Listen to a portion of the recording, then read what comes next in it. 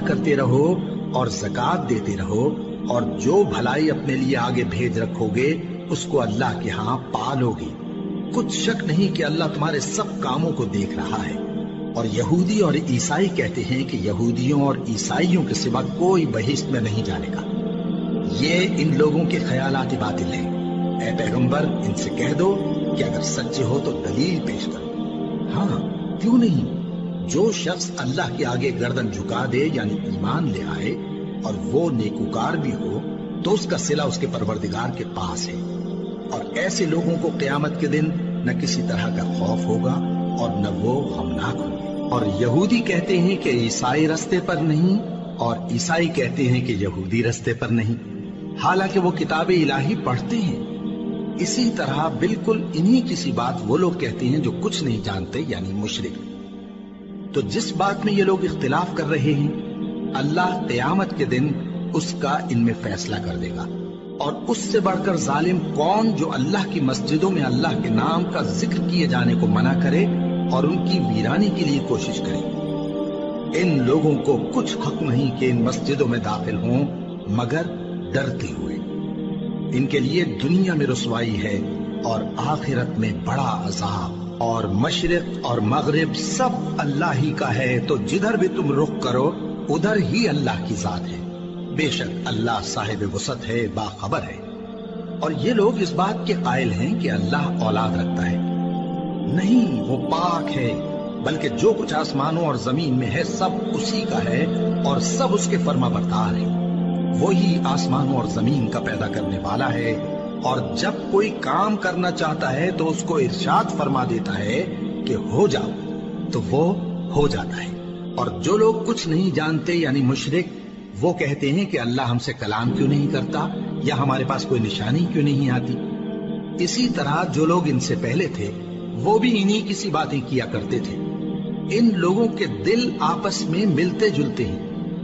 جو لوگ صاحب یقین ہیں ان کے سمجھانے کے لیے ہم نے نشانیاں بیان کر دی ہیں۔ اے پیغمبر ہم نے تم کو سچائی کے ساتھ خوشخبری سنانے والا اور ڈرانے والا بنا کر بھیجا ہے۔ اور اہل دوزخ کے بارے میں تم سے کچھ پرسش نہیں ہوگی، اور تم سے نہ تو یہودی کبھی خوش ہوں گے اور نہ عیسائی، یہاں تک کہ ان کے مذہب کی پیروی اختیار کر لو۔ ان سے کہہ دو کہ اللہ کی ہدایت یعنی دین اسلام ہی ہدایت ہے۔ اور اے پیغمبر اگر تم اپنے پاس علم یعنی وحی الہی کے آ جانے پر بھی ان کی خواہشوں پر چلو گے تو تم کو اللہ کی پکڑ سے بچانے والا نہ کوئی دوست ہوگا نہ کوئی مددگار۔ جن لوگوں کو ہم نے کتاب عنایت کی ہے وہ اس کو ایسا پڑھتے ہیں جیسا اس کے پڑھنے کا حق ہے، یہی لوگ اس پر ایمان رکھتے ہیں، اور جو اس کو نہیں مانتے وہی خسارہ پانے والے ہیں۔ اے بنی اسرائیل میرے وہ احسان یاد کرو جو میں نے تم پر کیے، اور یہ کہ میں نے تم کو اہل عالم پر فضیلت بخشی۔ اور اس دن سے ڈرو جب کوئی شخص کسی شخص کے کچھ کام نہ آئے اور نہ اس سے بدلہ قبول کیا جائے اور نہ اس کو کسی کی سفارش کچھ فائدہ دے اور نہ لوگوں کو کسی اور طرح کی مدد مل سکے۔ اور جب ابراہیم کی اس کے پروردگار نے چند باتوں میں آزمائش کی تو وہ ان میں پورے اترے۔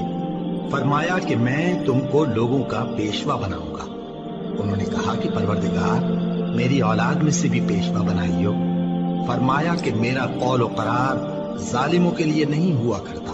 اور جب ہم نے خانہ کعبہ کو لوگوں کے لیے جمع ہونے اور امن پانے کی جگہ مقرر کیا اور حکم دیا کہ جس مقام پر ابراہیم کھڑے ہوتے تھے اس کو نماز کی جگہ بنا لو، اور ابراہیم اور اسماعیل کو حکم بھیجا کہ طواف کرنے والوں اور اعتکاف کرنے والوں اور رکوع کرنے والوں اور سجدہ کرنے والوں کے لیے میرے گھر کو پاک صاف رکھا کرو۔